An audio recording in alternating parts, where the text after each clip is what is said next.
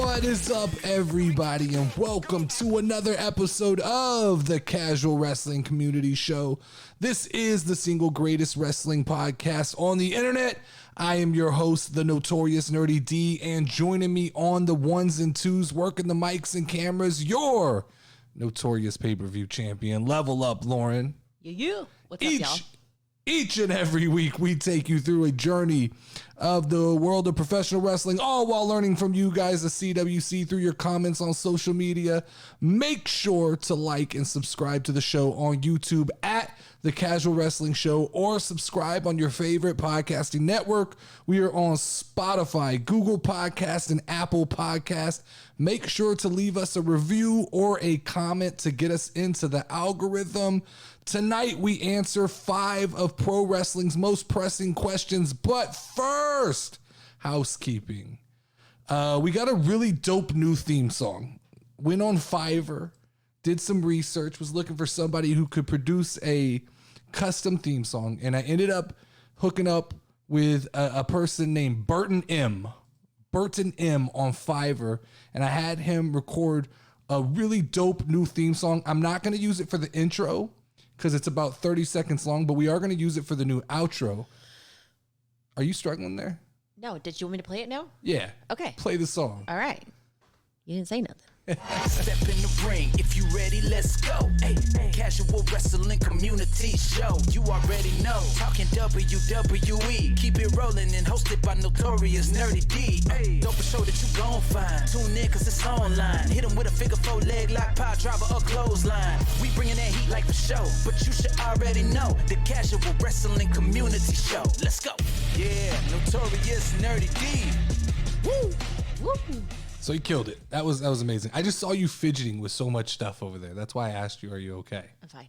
I got this. All right. So moving on to some housekeeping. I really enjoyed the pilot. I don't know about you, of the show we did last Saturday, WWE Network 101. Did you have fun doing that? I had tons of fun. I had lots of fun. We did episode 1 of WWE Evil, Hollywood Hulk Hogan. Learned a little bit. Learned a lot from Jay Knows Wrestling. He participated and helped us in the chat. It was a lot of fun, and I want to do it again, and I think we're going to make it a weekly thing. So the only thing is we got to pick a night. And so I'm going to leave that up to you guys to kind of throw out your 2 cents and let us know what night works. Because I don't know, Saturday night is a difficult night. It's a weekend, so a lot of people are doing things. So maybe there's a better night for that. But we're going to get that into the rotation. That was a lot of fun. CWC 2K update. I've gotten quite a few wrestlers from you guys. It's starting to look good. Still need more. Still need to download a couple that people have told me to download, but that's all coming together. I think we need like 20 wrestlers to start our universe. And so we're getting really close to that number so that we can start. But in doing so, I've learned some things, Lauren. Okay. I tried being friendly these last couple weeks. I've reached out to multiple different content creators, multiple of our peers who do the same thing that we do. And while some of them very friendly responses, others jackasses, complete assholes, just fucking idiots, just people who think they're celebrities. They believe they've obtained a level of celebrity through doing this content creation, which is complete bullshit, right? And so I've learned through reaching out to these people that, I forgot. They don't like me. They don't like me because I'm a problem for them, because I do what they do and I do it better. And so it bothers them. And a lot of them don't want to play they don't want to play in the playground with me, right? They don't want to participate. They don't want to be a part of the CWC and the CWC 2K universe. So I got to thinking, I was like, well, fuck them. I don't really need their permission to create characters in parody of them. I can just skirt all the lines and we'll have fun with it. And we're going to create us some characters, some parody characters, and put them into the universe, and we'll just kick their ass every week. That's what we'll do. All right. The CWC people will just beat up on these bums each and every week, and it'll be fun. Having said that, I had also reached out to a couple of content creators to see if they wanted to come on the show. Crickets, don't hear anything. They don't want to fucking talk. That's fine. So I sat down and I really thought about it. I don't honestly give a shit what they think anyway. Like, I don't really want to talk to those people anyway. I don't like those people anyway. So what I wanted to do is I want participation on this show. I want other people's opinions, other people's ideas, other people's topics.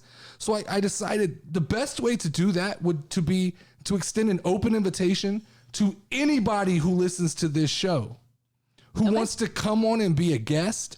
We're going to do like a 5 to 10 minute segment every week where you can come on, you pick a topic, and we'll talk about it. We'll talk wrestling for 10 minutes. Whatever it is, it could be anything. Hollywood Hulk Hogan. It could be, new WWE, old WWE. We'll talk about it. You get your 10 minutes of shine. You can come in. You can promote anything you're doing. Anybody who's thought or is considering doing a podcast, if you want to test it out in this forum and just kind of get your feet wet, this will be that moment for you to do that. So I thought that'll be cool. And so after this episode post, there'll be a link inside the bio to this episode that will have a link that takes you to a booking page where you'll be able to see the availability for us to record that segment. Cool. And you can either do it through, I believe Skype is what we're going to use, or audio phone call. So if you don't want to be on camera, that's perfectly fine. I understand. You can call into the show and we'll just have a conversation that we'll play. I will be recording, I kind of thought about it, a State of the Union for this channel. I don't want to do it during the podcast, but just kind of the ideas I have going forward and like a roadmap for what I plan to do in the next year. So be looking out for that. Last but not least, there's a 5-way tie for the notorious internet pay-per-view title. So I went through all the submissions, did all the tallies, and I couldn't fucking believe it. Okay. Nobody could get past 9 points. And everybody didn't get there the same way is what baffled me. I guess it was possible. Yeah, it was plenty possible. There was, like 12, 15 matches. It was possible, but everybody had a different combination of 9 points. That's where they got to what they got. And so the 5-way tie is between Bailey Fuller, Alex Schreiner, it's either Daniel or Danielle Lentini, Mike Rose, and Barney 354. So we've got to come up with a way to break this tie because I hate fucking ties. I hate ties. I despise ties. I'd rather lose than tie. So we're going to figure out a way to break this tie and we'll go over it and we'll figure it out. I don't know if it's going to be a WWE 2K match or something like that. Some way we're going to break this tie and declare a internet pay-per-view title champion for this month. All right, so let's get into the big questions I had coming out of this last week of wrestling, starting right off. So Gunther, aka Walter, or formerly known as Walter, debuted on last week's SmackDown. And I have a question for the CWC and for social media. See if you guys can help me out. Okay. What do casual wrestling fans that may not watch NXT need to know about Gunther? And I'll give my take on some of the things because I happen to go in and do a little bit of research of my own. And I want you guys to contribute and add into the comments of this video and let me know what I might have missed because I just did some bare minimum research to know this is what you guys in the CWC need to know about Gunther if you don't already know. Mm-hmm. All right, so Gunther, Lauren, he's now on SmackDown. You know this. You saw this, correct? I did, yes. And me and you both, we have very limited knowledge of NXT, especially NXT Europe. So I went in and I've seen Gunther before. I've seen Walter. I've seen him in video games. I've seen him in video clip packages. I've tried watching NXT and there he is. He appeared on the show. And he's a guy who I've seen, and the times I've seen him, he was a heavier gentleman. Big, heavier gentleman. All of a sudden, he appears on my screen on SmackDown, and he's a fucking lean, mean fighting machine. He looks like he came to SmackDown to do business. This dude's dropped some LBs, and he looks like he's ready to go to war. Now, in my research, I found out that Gunther, he was a trainer at WXW Wrestling. So he spent some time at WXW Wrestling, a promotion I have zero clue what it is, but he did also do some training. All right. Having said that, he was born in 1987, the same year you were born. Uh-huh. That makes him 34 years old, I believe. Don't know exactly when his birthday is, but he's in that range of 34 years old. So he's an older gentleman. Are you calling me an older lady? No, but he's not one of these young spry guys coming out of NXT, which was interesting to me because with sometimes I can't guess people's age. I could have said he was anywhere from 25 to 40. I had no clue, but we're going to land on around 34 years old. He's Austrian, but he lived in Germany at the age of 20 because his ex-wife moved there for work and something to do with family ties and things like that. He had to move there. So he grew up in Germany. Gunther is dating NXT superstar Jinny. So if you don't know who that is, you could look her up. Apparently Gunther is famous for these massive chops. Now, you know what I'm talking about, right? Yes. We saw a lot of this at RCW. These chops where they just chop the shit out of each other's chest. So Gunther he's famous for these chops that sound like massive gunshots. And apparently, like when people leave a match with Gunther, they're just bruised up in the chest. They're just all tore up. Did you find Jinny? I'm looking right now for Jinny. Okay.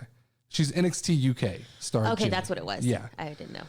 So apparently there's a lot of people who don't want to wrestle or get in the ring with Gunther because he does leave you pretty banged up when you leave. Now, Gunther holds the record for the longest NXT UK champion at 870 days. Damn. That's coming from Wiki. I can't confirm it, but that's a lot of fucking days. Yeah. 870 is what? 3, 6? That's almost 3 years. It's almost 3 years. Yeah, that's crazy. That's a long time to hold that belt. That's old school wrestling there. And maybe that's Wiki. So I don't know. Maybe that's I found wrong. her. You found her? Yeah. Okay. So you see Gunther and Jinny there. Mm-hmm. We can add a picture to the social media version of this video. But my question is to the CWC, what matches do me and Lauren need to go back and watch to learn more about Gunther, aka Walter, from NXT UK and NXT? Like, what do we need to go see so we can get a real feel for who Gunther is? Because all I see is just a big, scary motherfucker on my TV. And I don't know if he can wrestle. I don't know what he can do. And I can't even get a read. Like, could you get a read? I don't know if he's babyface or was he heel? I had He no just idea. came out and beat the life out of that poor little guy that was in the ring. I just said, Just damn. like 3 minutes of brutality, just beating the life and toying with him. And he's got Gunther's got a partner named Ludwig Kaiser. So I knew who Ludwig was. So you had heard of him. I hadn't. I don't know the NXT roster. So when these guys come up, they're a surprise to me. That's not his real name. His name was something else, and they changed it to Ludwig. Okay, so he was something else in NXT, and he got the name swap treatment when he came to SmackDown. Yes. Oh, love it. Love how WWE does that. Just take everybody a was guy like that making everybody fun of knows. his name, and so that's why Gotcha. I knew what the name was. Okay, gotcha. I don't know anything about him. Don't know anything about him either. Yeah. But if I was Ricochet on SmackDown, I'd be worried because that IC belt, it seems like it would look real pretty around Gunther's waist. It seems like that's the first stop for Gunther, I'm guessing. Because you're not going to throw him straight to the wolves with Roman. And, and you're not going to throw him to the wolves with like maybe a tag team. I don't think the Usos have anything to be worried about. I think his first stop is going to be that IC belt. But we got a few new fresh faces on SmackDown this week. Yeah. We got Gunther. We got Ludwig Kaiser, as well as we got Raquel Rodriguez. Yeah. Who was formerly Raquel Gonzalez, I believe. Yeah. All right, so moving on. So after being jobbed out to Logan Paul and Veer Mahan and seemingly being written off of TV for a moment, it appears that Dominic Mysterio will be MIA for at least a short period of time. So my question to the CWC and the social media is, what can be done to improve Dominic Mysterio's character while he's gone? Now, my take on this is, apparently Dominic is being written off TV because Rey is hurt, correct? Did you read that? Yes, I did hear that the dad was hurt. So it looks like Rey Mysterio's been removed or is injured. He's going to need some time off. So they're going to pull Dominic off. I really think, though, that WWE is doing a disservice to Dominic Mysterio by keeping him in the shadows of his father this long. As weird and as obvious as it sounds to me, I think it's time that Dominic assumes his own identity. Not even necessarily his own identity, but an identity separate from Rey Mysterio. Yeah. And I played around with this idea in my head, and I think that it would be fun if Dominic Mysterio took on a spiritual successor role of Eddie Guerrero. Okay. Now, sometimes it takes putting a guy like Dominic, who seems like he's a little uncomfortable sometimes out there, putting him into a situation that doesn't feel comfortable and it's not a natural fit for him, And sometimes you can draw greatness out of that character by doing that. And I think it would seem real out of place for Dominic to all of a sudden start cheating in matches and become extremely sneaky. You could have him come out in the lowrider. You could give him a mouthpiece like Chavo Guerrero Jr. You could play on all that natural talent that Dominic has and give him that sneaky, underhanded Eddie Guerrero mystique that he had. And they could give that character a shot. And if it doesn't work out, if it falls flat, you can always go back to the old Dominic, or you can always have Dominic roll right into the legacy of Rey Mysterio and add the mask and everything else. Yeah. Because if nothing else, I think Dominic could easily just, when Rey decides to hang up the boots, Dominic could pick up that role, and that mask has so much meaning that WWE is going to want, they're going to want some form of Rey Mysterio in the WWE, I'd assume forever, right? You always need that lucha character. For sure. And the Mysterio name holds so much weight. So I could see Dominic taking on that role at some point. Now, you could do like a whole ceremony. Yeah, like a handing over of the mask would be cool. The Power Ranger look that he has right now, because he looks like a Power Ranger. Let's not joke, right? Yeah, it's not, sure. That doesn't cut it. That's not working. And it only comes off as like dorky to me. Dominic always looks dorky and out of place. He's got to bulk up a little bit. He cannot just be lanky. Just all limbs is what it is. Because it appears to me, it looks to me like when I watch Dominic in the ring, like he has all the mechanical tools to be a solid wrestler. Like he's got everything you need except the kind of the charisma and the look. And I don't think it's not even the look. I just think it's weird. Now he's only 25 years old. There's an awkwardness. It's very awkward. Dominic's 25 years old, so he's got time. They've got time to flesh this out and work it out. But he also has a lineage and a history with Eddie Guerrero. I don't know if you know this. No. But there was a match in 2005 at SummerSlam. It was Rey Mysterio versus Eddie Guerrero for the custody of Dominic Mysterio. Ooh. So why, this was a why story. was there a custody of them? That was his uncle. And or storyline, but there was like the story was like that Dominic that Rey wasn't really Dominic's father. That Eddie was the real father. Oh, okay. Like this is back in that time. And so there's a story there. So I think it would make for interesting wrestling if all of a sudden Dominic comes out and we've been waiting for Dominic and Rey to go at each other.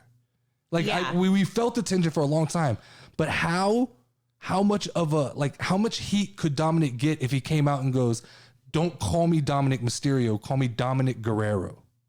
Ooh, yeah. It's got a good feel. The instant boost that he would get just from Eddie's swag. And like I say, he's got to bulk up a little bit, but they need to do some kind of passing of the guard because Dominic reads as a 14-year-old boy on screen. And that's WWE's fault for booking him less as like Rey Mysterio's partner. And they book him more as Rey Mysterio's baby boy, who he always has to save. Yeah, well, he always references, my baby boy, and I'll save you, and I'll be there, and I'll stand by you for everything you go through. I don't think, I don't know, you guys tell me your opinion. Can Dominic get over as a babyface without either consuming the Rey Mysterio luchador mask gimmick or Eddie Guerrero's heel gimmick? Show me the path. You guys tell me what the path is that gets Dominic Mysterio over in the current situation he is. Because if he comes back the exact same character, it's going to fall flat. It's too boring. Yeah. He needs depth. And he's going to have to just find another element to his character. I agree. All right. So speaking of faces, there was an internal document leaked from WWE that listed Bobby Lashley as the #1 babyface on Monday Night Raw. Okay. So my question to the CWC is here: can Bobby Lashley really be Raw's top babyface without a mouthpiece like MVP to speak for him? My take on this: I am extremely nitpicky when it comes to baby faces and the ability to speak clearly and convey an attitude that convinces the crowd to get behind the guy. Baby faces have to be able to work a microphone. Heels can get away with choppy sentences and telling the crowd to shut up and using gimmicks for cheap heat, like saying, hey, the Celtics suck, right? Babyfaces can't do that. They have to be able to convey the message. And Bobby Lashley has so many amazing qualities. His look, it's almost unmatched. There's nobody who looks more like a superhero than Bobby Lashley. Yeah. His ability to wrestle and tell a nonverbal story is perfectly on point. When Bobby Lashley's in a match, everything, it clicks. It all looks right. But when he picks up a microphone, it's just word vomit that comes out. He stumbles over his own words all the time. And that's okay. But like, why is there this negative stigma in pro wrestling with actually needing a manager to talk for you? Because so many greats have relied on this over the years. And I think managers are the most underutilized element in WWE right now. I could create a list of characters in the WWE who could benefit tenfold from having a talking head, somebody standing next to them and speaking for them and allowing them to remain silent. Cough, cough, Ronda Rousey. Oh, yeah. She needs somebody to talk for her. She comes off boring and dull and not energetic. And I think that's just her personality. I think that's authentic Ronda Rousey because her fighting has always done the talking for her. Mm-hmm. And we look at Paul Heyman, right? Paul Heyman is the greatest manager / advocate / mouthpiece, whatever you want to call him, that I have ever witnessed in my time watching pro wrestling. That's not a big window. I get it. But in the time I've watched, I've seen quite a few managers and mouthpieces. But every manager that I've seen, they typically elevate the character. Vicky Guerrero did it for Dolph Ziggler. MVP did it for Bobby Lashley, and he's doing it for Omos. And it's happened over and over. But Bobby Lashley, I don't know how long he can go without having that. If you look at Paul Heyman has been integral for Roman Reigns, while Roman Reigns has found comfort on a microphone. Now it seems like Roman Reigns has finally stepped into his own. Same with Brock Lesnar. These guys over time, they find the swag, they find the comfortability, and they're able to talk. But man, with Bobby Lashley, it does feel so many times like less is more for him. And Bobby seems to speak himself out of that little bit of extra polish that baby faces, especially if you're going to be number one, that baby faces need to have on Monday Night Raw. But if Bobby's listed internally as the number one baby face on Monday Night Raw, it scares me a little bit. I agree. Because he doesn't have the shine and the polish like a John Cena, like a Hulk Hogan. Nor do I even see all the ingredients there that make that kind of star with Bobby Lashley. Bobby, great heel. He's great as a heel because he could just be big and scary and he can beat you up real bad. And in the right situation, I think Bobby is definitely viable as a number one face. I just think Bobby Lashley could benefit with a partnership or a manager or somebody who could do the talking for him. Give him a solid mouthpiece. It has to be somebody who can speak without generating heat. It's the same thing that if they're going to try and push Ronda Rousey on us, she needs the same thing. I was just playing around in my head. Who could that be, right? Mm-hmm. Somebody like R-Truth. Ooh. R-Truth is somebody who can get a reaction from the crowd every time he steps into a ring. Yeah. And they're wasting R-Truth on the 24/7 title. Let's not kid ourselves. Like, they're just trying to find something to do with R-Truth because I'm sure they're afraid if R-Truth went to AEW, he would get so over with the crowd. Because every time he has that Kevin Owens in him. Every time he steps in the ring, it doesn't matter what the storyline is, he can make you laugh. Mm-hmm. He can make you feel something. But if Bobby Lashley can't reach out and grab the brass ring, the brass ring that Vince McMahon always talks about, to be the number one babyface on Raw, I started thinking, who else is there on Monday Night Raw? Montez Ford? I like him. I love Montez Ford. I think he's fucking phenomenal. And I think WWE's got to shit or get off the pot with Montez Ford. I understand. If they pull the trigger and they put Montez Ford as a singles competitor, Angelo Dawkins is going to be lost for a moment. He'll find himself. Dude's super talented. He's not as athletically gifted as Montez Ford, but Angelo Dawkins will find himself. But Montez Ford, he can talk on a microphone. He's got the look. He's got the athleticism. We saw what he did a few months ago against Roman Reigns in a single matchup. He's a guy, and they need to go with it. They need to start putting him in singles matches. Now, I just mentioned R-Truth. I still think there's so much more that R-Truth could do on Monday Night Raw rather than chase around the 24/7 belt to get a couple laughs. There was a time where R-Truth was in the main event picture. It was around the Little Jimmy time and all these things. And R-Truth always has these gimmicks that get over with the crowd. And I still think he's got more in the tank. He could challenge for a major belt. Now, with the belt being unified, it's a long line. The WWE's got a long line just like AEW. But R-Truth on Monday Night Raw, very viable as a babyface, as a top babyface. We go back to Dolph Ziggler, and I know he's playing a heel now, but Dolph Ziggler is somebody, I think he's got one last solid long run in him. And he's done the babyface thing, and the crowd is always kind of chomping at the bits to get behind someone like Ziggler. So I do think Dolph could come in on Monday Night Raw. It just takes a few heroic moments, and the crowd will get behind him.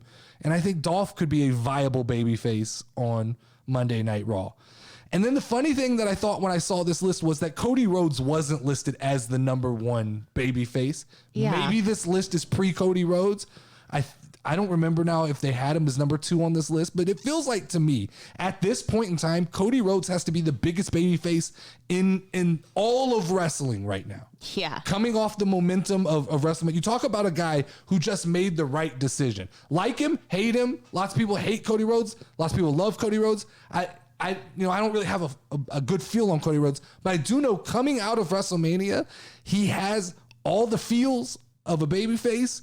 His promos seem to go over pretty well, and the WWE crowd is behind him. And so, to me, he's probably right now, if I was making the list, Cody's 1, Bobby's 2, and then I think I would try to slot Montez Ford into that 3 spot.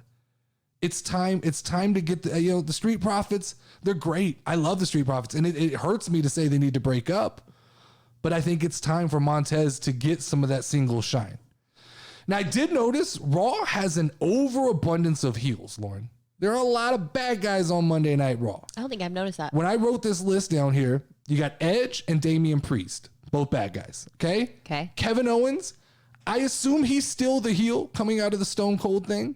Okay. Even though he's in one of those in-between phases here with this comedy thing with Ezekiel, Elias, whoever the fuck it is, Elias's little brother. You got Omos, you got Seth Rollins, you got The Miz, you got Theory, and you got Veer Mahaan. They're gonna need more baby faces on Raw because Bobby Lashley and Cody Rhodes can't take on the world by themselves. No. They need more people to back that up. Now, speaking of Theory, this past week on Raw, we learned that Austin Theory will hereforth be known as just Theory. Uh-huh. My question to the CWC and social media is, why does WWE hate 2 name characters? And what do we think about the name Theory? My take on this. So I guess all of the branding that they've put into Austin Theory, now Theory, the A-Town, the AT logo, he's been branded very heavily with the AT logo. Yeah. I guess that's just all useless now? Or is he going to continue to rock gear that has A and T on it and we're just going to call him Theory? Are we just going to pretend like we don't remember the name Austin? I think his theme song literally mentions like A-Town Down or something like that. Yeah. Right? So there's all these references, like his whole character was built around the idea of the letter A and the letter T. So it feels like this has been done before, but this feels more significant. And this feels to me like an overreaction of Vince McMahon when he saw Stone Cold in the ring with Austin Theory, and he's like, there's too many Austins in the ring. Like, that just feels like an overreaction. The good news is that Theory alone is a pretty fucking cool name. I'm not going to lie. Like, the name Theory alone is cool. Once it settles in and we all get used to it, it's going to be natural for us to say, and we're all going to be like, no, that's a good name. I'm going to guess he comes out with new ring gear this week. I think so. You have to. And new branding and maybe a new song. I think the push is that they're going to get behind him. I know Vince has stated internally that he thinks that Theory is the next big guy. He's the next John Cena. Now, interesting enough, we were just talking about baby faces, and I didn't even list Theory on the heels or the faces list. I don't know what he is. That's why. Well, I guess I just somehow in my brain, because of the Pat McAfee stuff, I keep pushing him over to SmackDown in my head. But he's a Monday Night Raw guy. Yeah. WWE has a history of doing this, and that's why I asked the question, does WWE hate two name characters? If you remember, Lauren, I doubt you do, but I'm going to educate you right here. Elias was one time named Elias Sampson. No, I had no So he idea. had I two just know names. him as Elias. You know Neville. Yes. Neville at one time was Adrian Neville. Did not know that either. Big E. At one time, Big E was Big E Langston. No. Cesaro was Antonio Cesaro. No. Rusev was Alexander Rusev. No. So, and I'm sure there's other guys that you guys can list in the comments to let us know any names. That would be interesting. Yeah, let us know like any two name characters that got shortened down to one that I missed, because these are the ones that I have a recollection of, but I know there's other ones. But the problem is it becomes natural quickly, as most of those names I mentioned, you know them just by their shortened names, and even I reference them in my head. I think the only one is Big E. I still, when I look at him, I see Big E Langston. I still see that. But for everybody else, it's pretty simple. I think Theory's in line for a pretty good push here. I think this week he's challenging Finn Balor for the U.S. title, I believe, on Monday Night Raw. I think there's no doubt in my mind, as WWE has never been really behind Finn Balor. I think he is a transitional champion for Theory to pick up the win and become your new United States champion. And so we've got a lot of turnover on belts right now, a lot of switching up, but I think they need that on Monday Night Raw, because when there's no belts, you know, there's no big belt on Raw, they need to keep people excited. Yeah. Speaking of that though, on the first episode of SmackDown coming out of WrestleMania, Roman Reigns swerved the WWE Universe and declared that the Usos should go to Monday Night Raw and unify the tag team titles. My question to the CWC and to social media is the WWE officially about to end the brand split for real this time? Now, my take on this, with the Universal and WWE titles already unified, I think we're staring down a somewhat of an end of a brand split, but not entirely, I guess. I have more questions than I have answers for this topic, and that's why I'm going to rely on you guys to kind of come in and help me out here. But three big questions that I have on the brand split topic is, how does a non-brand split company function with two competing television contracts airing Raw and SmackDown? You have Fox and NBC respectively having a contract for each show, and neither one is going to want to go back to, at one time the WWE had what they called an A and a B show. Okay, so Monday Night Raw was where all the real shit happened, and SmackDown was where like, we don't really care about it, we're gonna put you on SmackDown. Yeah. I don't think we're going to that. Okay. Question number two I have, are these champions going to start floating back and forth from show to show? Is that what we're going to do? Is have two separate rosters and just float champions back and forth? And my third question is, with these titles unified, are we going to elevate the prestige of the United States and the European titles, or are those titles already just too fucked up and damaged? I want to look at each question individually. How can a non-brand split roster work with two competing networks? I think there's a way to appease both companies without compromising too many storylines. Right now, there's technically 4 belts that matter in the men's division. Would you agree? There's both tag team belts. Okay. And there's a Universal and a WWE title, which are both on Roman Reigns. But those are the 4 belts that WWE puts emphasis on. They absolutely do not make the United States or the Intercontinental titles seem like they're worth a shit. Okay.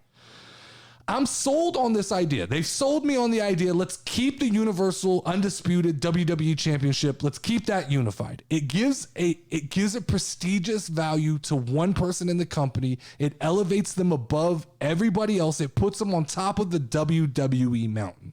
It makes them feel special. Roman Reigns feels like the big dog right now. He's the only guy holding one of those real pretty belts right now. Yes. I also do love the idea of combining the tag team titles as well, because what it does is it creates an overall stronger division. I said this a couple months ago. The reason AEW seems like they have so many great tag teams and so many great wrestlers is there's only one division. So all the tag teams fight all the tag teams all the time. Yeah. All the single stars fight all the single stars all the time. In WWE, when you have 8 great tag teams, typically you put 4 on one show and 4 on the other. I don't like that idea. So here's how you could strategically, in common sense, cut down the number of belts while maintaining 2 separate rosters. Okay. You could unify the tag team titles, okay? But instead of putting them both on the Usos, you could put them both on RK Bro. Unify them and bring them to Monday Night Raw. Mm-hmm. Make tag team wrestling great on Monday Night Raw. Now, we have the major title and the SmackDown. Wait, what do I have written down here? Oh, okay. So what I'm trying to say here is what you would have is you'd have Monday Night Raw would feature the tag team belts. Monday Night Raw would become the tag team show. SmackDown would still have the unified title, and it could feature the unified title in the men's division. SmackDown would become home to the greatest individual superstars, while Raw would become home to the best tag teams in the business. As long as you create interesting tag teams with legit superstars, this can work. Next step, we unify the women's championship as well. Because if we're going to start unifying things, let's go down the list and let's quit with the 2 titles for these things. And what we would do is when we unify the women's championship, we put that belt on Monday Night Raw. So now Raw would have a Universal Champion, women's, a men's tag team titles, and it would have the United States Championship. SmackDown in turn would get the Universal Men's Championship, the biggest belt in all of wrestling. You could put the women's tag team title on there, and with only one women's belt, you would get more women available for interesting tag teams. Yeah. And then you could elevate the Intercontinental Championship and have those belts 24/7 should stay on Monday Night Raw because it's a 3-hour show. But now you have balance, right? Because you have one, let's equalize the men and women's titles, because the women have main evented so many big events now. And people like me, I'm more interested in the women's championship match half the time. So let's equalize though. And let's have all the best women fight on Monday Night Raw and all the best men fight on SmackDown, and then vice versa with the tag team belts. So that answers that question. So question number 2 is, do you float the champions back and forth? And my answer is yes and no. Okay. You can float the 2 universal champions, the men and the women's, back and forth, but you always should balance it. So if the men's belt moves to Raw, the women's champion should go do a what would you call it? Like a residency on SmackDown and go through some of that roster. So you could have the champions float back and forth, but you just have to keep the balance. Yeah. And then last question is, are the US and Intercontinental belts, are they 2 shot or can they actually mean something? I think they can mean something. I still think they're viable titles. But what you have to do is you have to take those titles and you have to begin to treat those titles the way you were treating the Raw or the Universal and the WWE Championship. Elevate those to main talent level championships. Put those belts on people like Brock Lesnar, AJ Styles, Drew McIntyre, Bobby Lashley, Kevin Owens, Seth Rollins. Start ending Monday Night Raw featuring these belts. Start ending SmackDown featuring these belts. Don't always have Roman Reigns. Roman Reigns needs to feel like a special attraction. The Universal title should always feel like, from this point on, like it's a huge deal. Like if you get to challenge for that belt, you're about to be in the money. Your whole life is going to change. It should be the biggest opportunity of your wrestling career to get an opportunity at that undisputed title. Oh, definitely. And it should seem like an insurmountable quest to be able to get a chance at that belt. Like, I'm okay with even the undisputed title only being defended at like major pay-per-views, or at least like every other pay-per-view. Just like keep that belt off TV and have these long, illustrious title runs that make it feel special. It will elevate guys to another level and just create legacies. And you need big, elaborate buildups to the matches. Make them epic. Gone are the days when a guy like Shinsuke Nakamura just walks down the ramp, looks at Roman Reigns and goes, I'm going to fight you next. Like, how does that make sense? What did he do? He lost at WrestleMania. He lost his partner.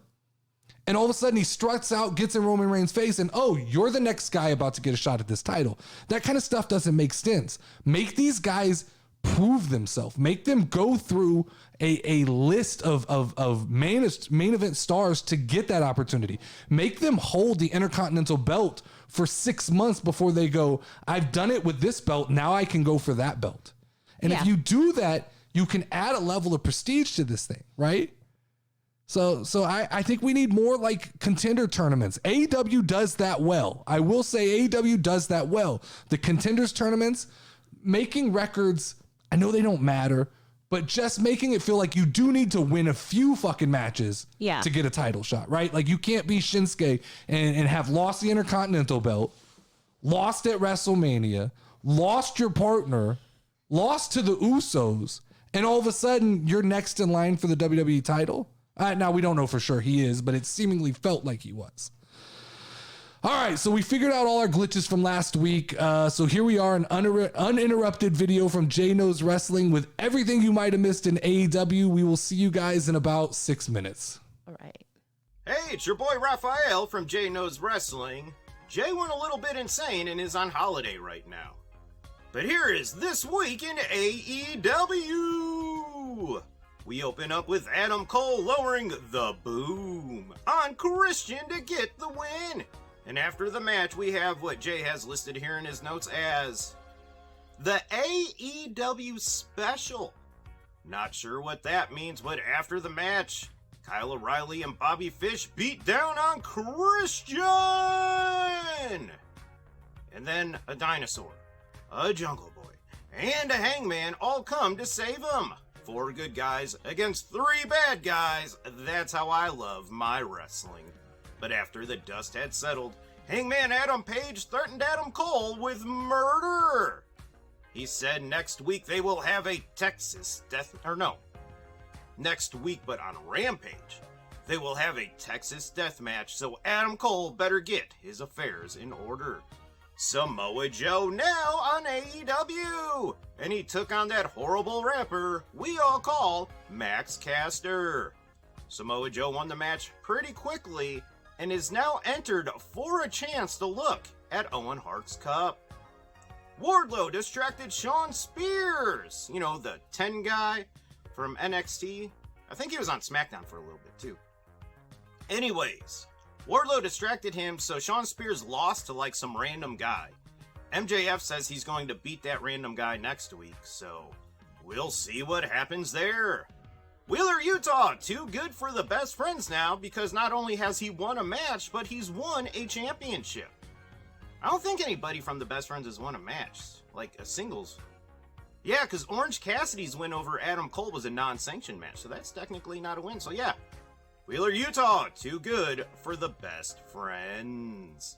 Jade Cargill will be getting her 30th win a lot sooner than we expect. The Hardy Boys win the most convoluted ruled tables match in the history of mankind. JR calls the match bowling shoe ugly. Jeff Hardy, who was already eliminated from the match, climbed a tall ladder and jumped through a guy that was laying on a table to win the match. Yeah, that's how weird the rules were. Also, Sheeta defeated Julia Hart in a chance at a drawing to win Owen Hart's Cup. So, hopefully there's more than one of these Owen Hart Cups laying around. And in our main event, we got FTR Young Bucks 2. 18 months in the making. FTR now the Ring of Honor champions and the AAA champions. And this match was kind of introduced as the winner would be the best tag team in wrestling right now, even though neither one of them are AEW Tag Team Champions. FTR now good guys because they've been proclaiming their love for Wardlow over the last couple of weeks. FTR won the match, so good on ya, FTR. Then we go to Rampage, which I believe we should start calling the Blackpool Combat Club Hour. But anyways, poor Bryan Danielson had a competitive match against Trent. William Regal was on commentary and tried to make it sound like Trent should be competitive against Bryan Danielson. Bryan Danielson is his name. And, no, does not work at all. So, yeah, we got treated to a long Trent match. But anyways, Bryan Danielson wins! What else happened? I don't want to give away the main event yet, because I know some other things. Oh yeah, Scorpio Sky is a courageous man because he ended the TNT Open Title Challenge. So that was very courageous of him. And Sammy Guevara and Ty Conte threatened some more of their shenanigans next week. Somebody tried to interview Hook and he denied it. Then Danhausen jumped out of his house, which I believe was the garbage can that he jumped out of. And Hook just threw some potato chips at the homeless-looking man. Danhausen ate them because he believes that's where Hook gets his powers from. What else happened? Something else big happened, and I cannot think of it whatsoever. Oh! That's what it is. Chris Jericho names QT Marshall Sports Entertainer of the Week. QT Marshall takes on Swerve Strickland. Yeah, we thought we were going to get a tag team match this week with Swerve Strickland and Keith Lee, but no, we get Swerve Strickland against QT Marshall. He does win the match, though. And after that match, Ricky Starks, who was at commentary, jumps up and goes, "Next week, it's going to be me, Ricky Starks, and Powerhouse Hobbs against you, Swerve Strickland, and Keith Lee." I thought we were getting this match this week. I'm pretty sure everybody thought that was the match we were going to get this week. And there was an Owen Hart Cup tournament match. What the hell? Sorry, I'm looking at notes because it was such a lackluster match. And yeah, by looking at my notes, now I know why I forgot. Red Velvet defeated Willow Nightingale, which she's an indie girl, but she's awesome. But anyways, Red Velvet beat Willow Nightingale, so she now qualifies for a chance to wash Owen Hart's cup. So good on you, Red Velvet. And in the main event, we got Wheeler Utah, the pure Ring of Honor champion, against Jon Moxley. And Wheeler Utah literally kicked out of 9 of Jon Moxley's finishes. And then finally, Moxley got mad enough and just bulldog choked him to death. But after the match, William Regal came into the ring. Bryan Danielson came to the ring. They all three had Wheeler Utah surrounded. Wheeler Utah's like, "I'll fight all of you!" Blah! And it looked pretty badass because he was all bloody. And he stood up, and William Regal shook Wheeler Utah's bloody hand.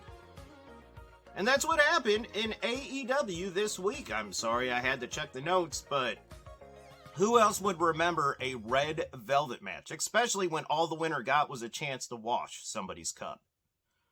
But yeah, hopefully Jay will be back soon. Once again, this is his brother Raphael from Jay Knows Wrestling. All right, cool. That was a good one. I gotta tell you, and nobody tell Jay this. Please don't tell Jay this. I like Raphael way better. I like his younger brother. His younger brother, he's way better at this. All right. You know, Jay puts his heart and soul into things, but his younger brother, Raphael, is great. Oh, yes, Raphael. You see what he's doing there, right? Yes. It's fucking It's amazing. Ezekiel. No, don't give it away. It's amazing. What? Speaking of Ezekiel, totally got me with the Twitter thing. I haven't told you, We're getting to that. That's in the Okay. news here. All right, let's get to some news this week. So, Tony Khan alleges that there is an anti-AEW bot army on the internet, Lauren. Yes. He thinks the bots are coming from. So I thought this was a joke when I first read this. And I've seen I get it when we do a once a week podcast, we get to this news a little later than everybody else, but I've seen people's reactions to this.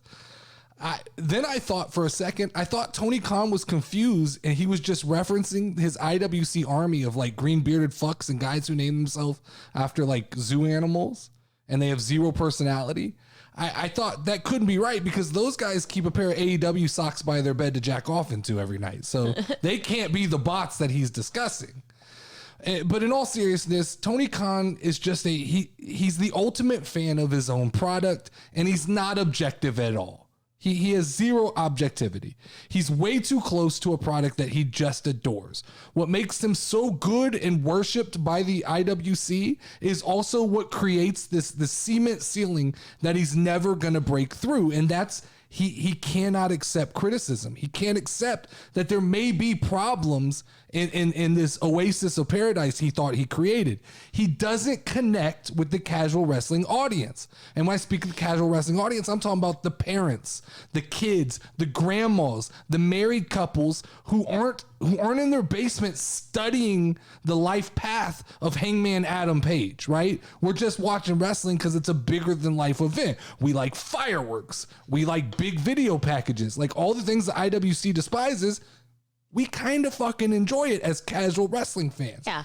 He reminds me of Kevin Durant in a sense from the NBA because he's someone in the position of elite status who shouldn't be speaking to the mass audience or giving a fuck so much about like what's happening on Twitter or Instagram. Tony Khan feels like the kind of guy to me who has like 25 burner accounts on Twitter.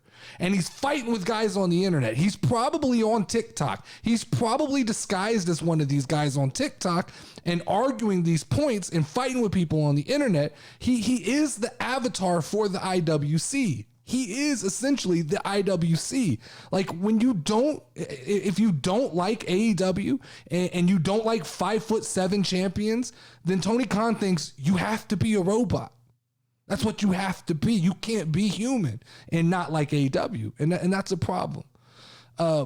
This was a Tony Khan news week. There was lots of Tony Khan news because number two story of the day is Adam Scherr, a.k.a. Braun Strowman, claims that Tony Khan is paying the dirt sheets and blackballing AEW talent from Control Your Narrative. I just got done saying it feels like Tony Khan is the kind of guy who has a bunch of Twitter burner accounts, but it also feels like that Adam Scherr, I don't even know how you say it. I'm calling him Braun Strowman. I agree. It feels like Braun Strowman has a bone to pick with AEW over some shit that happened in negotiations. Like I'm sure he didn't feel like he was given a big enough opportunity or a paycheck or whatever that not to go to AEW. But it does feel to me more and more every time I hear stories like this that Tony Khan is becoming more like Vince McMahon every day. This love fest with the wrestlers is beginning to end. You're starting to hear the nasty stories come out. It's becoming an actual business for AEW, and he has to run it like a business. He's going to have to get rid of guys. He can't debut a new wrestler every week. You can't do it. So if he can't debut a new wrestler every week, and when he attempts to do it, he's fracturing relationships with guys who have been there for a long time. And once you start doing that, you're going to have disgruntled employees and you're going to have people talking shit. And I do feel like sometimes Tony Khan is way more worried about the optics of AEW versus WWE as opposed to just being okay building his brand into the solid number 2 wrestling company. He's so worried about competing with WWE. There's nothing wrong, especially in the infancy of that company, of being number 2. But it makes me laugh when the IWC make the argument like, well, AEW's only 3 years old. That's great. I'm fine with that. The casual audience wouldn't give a shit if Tony Khan didn't make us give a shit. He runs his mouth and he constantly fuels the rivalry between the two companies. He's the one saying WWE, WWE, WWE. We beat them. We did this. He's creating the metric of compare us to them when he should just be happy with that position, right? Now, and you have to understand, for someone like Braun Strowman and the Control Your Narrative guys, any publicity is good publicity. So he's a smart man to go after Tony Khan, someone he knows will probably respond. And he's going to get a little bit of press, and the more people who know about Control Your Narrative, the better the business is for Braun Strowman. Everybody swings upward. That's just natural, right? Control Your Narrative is swinging up at AEW. AEW is swinging up at WWE. But you don't see WWE, mainly Vince McMahon, Stephanie McMahon, or Triple H, you don't see them typically even acknowledge that AEW or other companies even exist unless they're directly asked about that company. They're not just going out into the media and saying, well, compare this to this. Compare WWE to AEW. We did WrestleMania so much better. By not acknowledging them, they're not giving AEW the platform that AEW, that Tony Khan really wants. Yeah. Now, here's something you were speaking on just a second ago, and I've got it listed as the number 3 story in the news. Ezekiel has posted proof that he and Elias are actually 2 different people. And I did not get a picture to bring up. I don't know what the rules are on showing other people's social media content, but who knows what is in store for Ezekiel and Elias, right? He posted proof on his social media that he and Elias are 2 different people. I hope this is going somewhere and that it has an actual end game. More likely than not, they are winging the shit out of this just based on what Kevin Owens did when Elias came out, or Ezekiel. I mean, I'm going to say I looked at the picture and I sat there and I examined it, and there's a part of me that thinks maybe he could have a twin. And this is all real. So I tweeted out, I said, I was at this meet and greet where they both were. And I was actually next in line to get the picture with Elias afterwards. So I saw them in the room together. Yeah. Kevin Owens, once again, here he goes. He's fucking carrying a storyline on his back at this point, right? Everything that WWE gives him, he carries it on his back. He makes it better. And he's going to save Ezekiel out of this bullshit storyline, because this storyline doesn't work without Kevin Owens. And I'll be patient because I've learned not to shoot my mouth off too soon. I've actually enjoyed this up to this point because of Kevin Owens. But we can't pretend we don't remember things that WWE has done, like the WWE Raw General Manager that ended up being Hornswoggle, or the time that WWE fucked up Kevin Nash and CM Punk and got confused and said that Kevin Nash broke into Triple H's locker room and texted himself from his phone. It was a bunch of weird, like WWE has a history of taking things that could be interesting and just like completely fucking them up. All right. Last story of the night here. We've got an episode of Young Rock teases Roman Reigns versus The Rock match. Okay. So I was talking about this earlier with my guy, Mike Savage, on TikTok, and he asked me what I thought about this. This is calculated. This is precise. This is The Rock. The Rock is smart, intelligent. He's a businessman. He's laying the seeds for a match that we all know is going to happen. Let's not pretend like we don't know that WWE is doing this, that The Rock sold on this. WrestleMania 39, Lauren, it's in Hollywood. Rock is the biggest name in Hollywood, right? True. He's the biggest thing in Hollywood right now. You're coming off of WrestleMania 38 with the retirement match of Stone Cold Steve Austin. How do you top that next year? What you do, let me tell you, what you do is you put Rock into the Hall of Fame in Hollywood, because the stars are coming out to that, baby. If The Rock's in the Hall of Fame, you're getting big name celebrities at the Hall of Fame ceremony. The optics on that are fucking amazing. When Brad Pitt is sitting in the front row, Jennifer Lopez, these people are all in the front row to see The Rock go into the WWE Hall of Fame. These people don't give a shit about wrestling, but it's in Hollywood.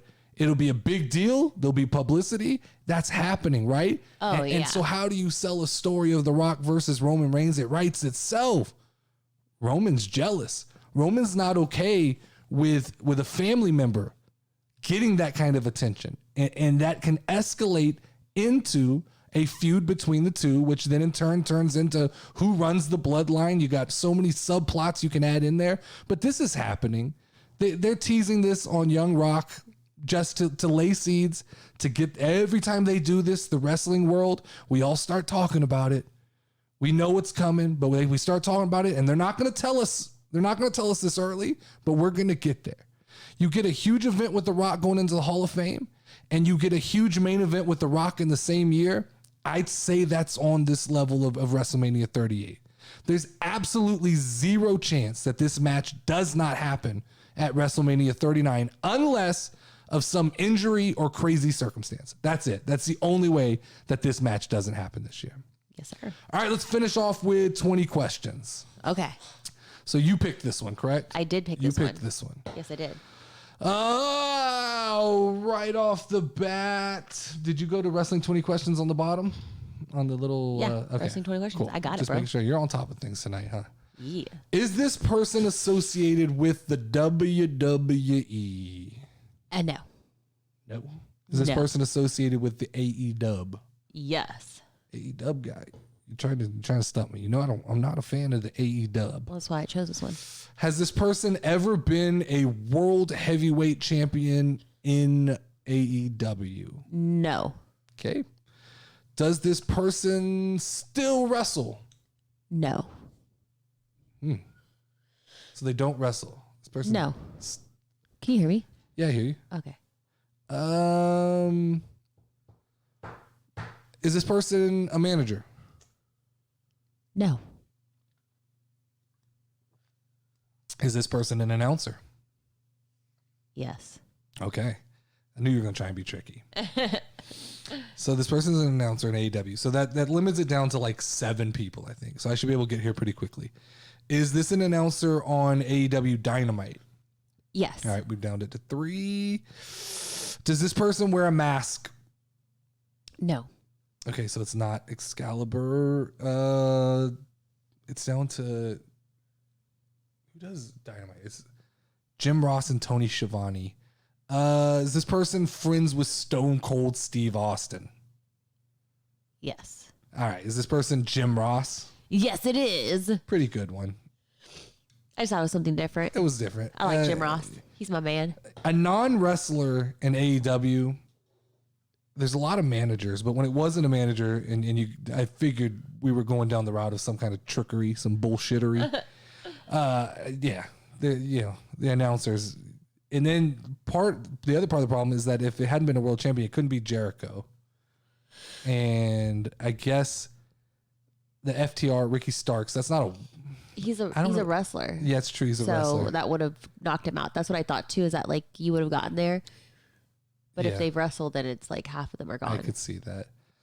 This has been another episode of the CWC Wrestling Podcast. Make sure to tune in every week and make sure to submit your choices for the WrestleMania Backlash Pick'em contest. We'll post that as soon as we know the matches. Make sure to check out the first episode of the WWE Network 101. It's been posted. We did it live on Saturday, but you can watch it on demand on YouTube. And there's a little timer in the top corner that you can sync up the documentary and hear us just babble on about shit. And you can hear Jay. I believe that was Jay. I believe it was not Raphael. I'm going to try and invite Raphael to the next one. Like that dude way better. Yeah. So as always, I'm Notorious Nerdy D. That is Level Up Lauren, and you can ring the final bell.